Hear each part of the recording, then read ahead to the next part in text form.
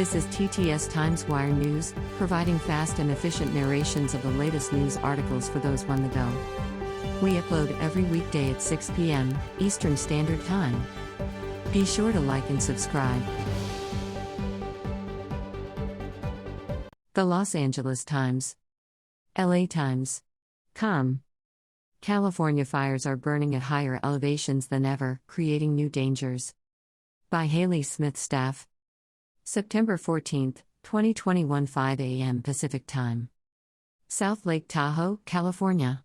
Just hours before the Caldor fire threatened to level the resort town of South Lake Tahoe, the massive blaze performed a staggering feat, burning from one side of the Sierra to the other. It seared through crests and valleys, over foothills and ridges, and also at elevations of 8,000 feet or higher. Ash and smoke rained down on the Tahoe Basin and sent thousands fleeing from its soot-darkened shores as the fire skirted a towering granite ridge many believed would be a buffer from the flames. But the fire kept climbing higher, jumping from tree to tree and spewing wind-whipped embers that landed, in some cases, more than a mile away.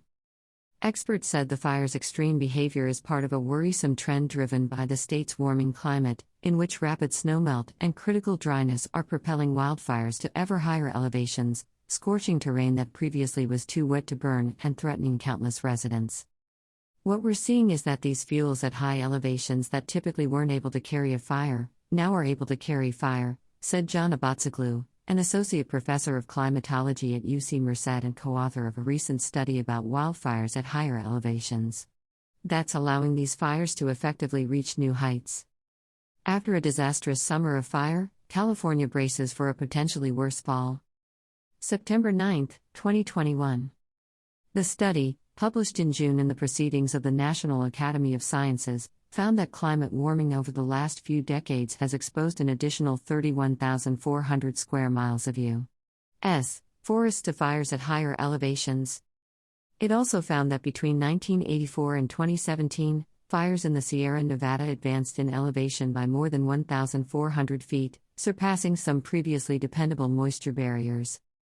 Of the 15 ecological regions researchers studied, the Sierra Nevada was among three that saw the greatest upslope advances, along with the southern and middle Rockies. We do see in the Sierra Nevada that fires have increased in terms of their burned area over the past 40 years, Abatsoglu said. What's novel here is that we're documenting an additional shift in the elevational bands where those fires are occurring. Before the year 2000, it was rare for a forest in the Sierra Nevada to burn above 8,200 feet, Abatsoglu said. In the years since, there has been an eightfold increase in forested burned areas at that elevation. Both the Caldor fire and the Dixie fire, the state's second largest wildfire on record, passed that elevation threshold. One of the most extreme examples, the 2020 Cameron Peak fire in Colorado, blazed at above 12,000 feet elevation and jumped the Continental Divide.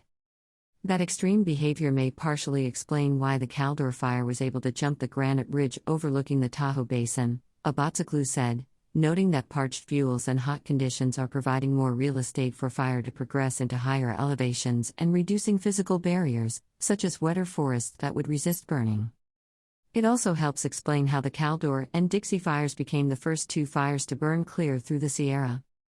2 times in our history, and they're both happening this month, California Department of Forestry and Fire Protection Chief Tom Porter said. We need to be really cognizant that there is fire activity happening in California that we have never seen before. Mark Schwartz, a professor emeritus at UC Davis, noted that the Dixie fire expanded rapidly as it crested and came down the east side of the Sierra.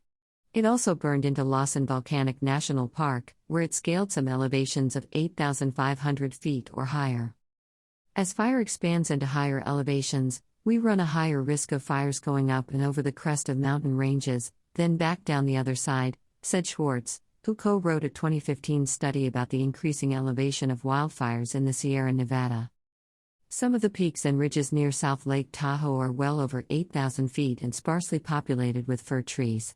But dried vegetation is primed for ignition, enabling some fires to climb higher and send more embers aloft. This is dangerous, Schwartz said, because controlling wildfire has often relied on containment at lower elevations, letting fires run out of fuels and fire weather at higher elevations. There are several factors that could be contributing to this shift, but researchers said the primary cause is the warming trend that is exacerbating the drought and drying out vegetation across the state. The vast majority of high-elevation fires in California are being ignited by lightning, which is more apt to start a fire when it strikes arid vegetation. There's a good relationship between how warm and dry the vegetation is across the broader Sierra, and just how high those fires can carry up into these montane systems, Abatsoglu said. Higher elevations generally have snowpacks that last into June. When those melt, they bring an additional burst of water that keeps the vegetation wet. But with warmer temperatures and an ongoing drought, much of that moisture has disappeared.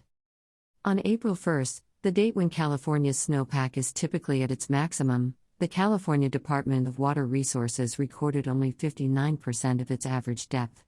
Rain in the northern and central Sierra was even lower, at 50% of average, which tied 2021 for the third driest water year on record. Mojtaba Sadegh, an assistant professor of civil engineering at Boise State University and another of the fire studies authors, said the region's snowpack is entering into a dangerous cycle with higher elevation fires. These high elevation mountains are water towers for us, Sadegh said. Most of our water in the west is coming from that snowpack. When a fire burns high elevation trees, it removes some of the canopy shading the snowpack and opens it to more melting sunlight, he explained. That same process also changes the reflectance of the surface, exposing more dark ground and evaporating more water. It's a cycle that can change both the quantity and the quality of water delivered to the state's reservoirs, he said. And while warming is the primary driver of the change, both the 2015 and 2021 studies noted that a century of fire suppression in California has allowed an accumulation of vegetation to build up in forests, particularly in lower and middle elevations. When fire does arrive, it has more fuel to carry flames up and potentially over the tops of ridges and mountains. It's something firefighters have observed as they battle the state's increasingly unpredictable blazes, said Robert Foxworthy, a CAL FIRE spokesman.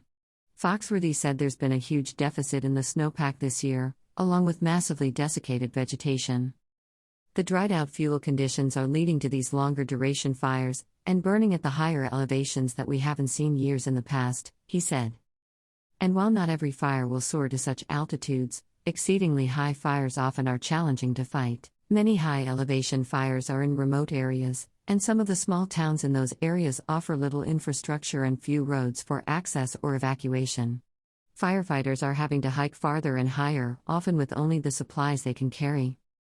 Very rarely do we have 8,000 or 9,000 foot elevation and have it be nice and flat, Foxworthy said. It's usually pretty rugged, steep terrain, so obviously that's going to cause some challenges because that ground is harder to work in. And it's not only firefighters who are affected by the shift toward more higher elevation fires. The blazes are also dangerous for the people who live below them. The fires can remove trees that help anchor against avalanches, researchers said. Experts are increasingly concerned about the implications of these elevation advances, particularly as officials warn that this year's fire season, and those to come, could bring even more extreme behavior. Schwartz, of UC Davis, said letting fires run uphill has been a sensible approach in the past and has helped protect people and houses at lower elevations. But it is becoming a less secure measure as the state gets hotter and drier, increasing the risk of fire overtopping the mountains. We may expect to see more of this sort of fire behavior in the future, Schwartz said, and it dramatically expands the workload of containing a remote wildfire, which is already difficult enough. Copyright 2021, Los Angeles Times. Thanks for joining us at TTS Times Wire News.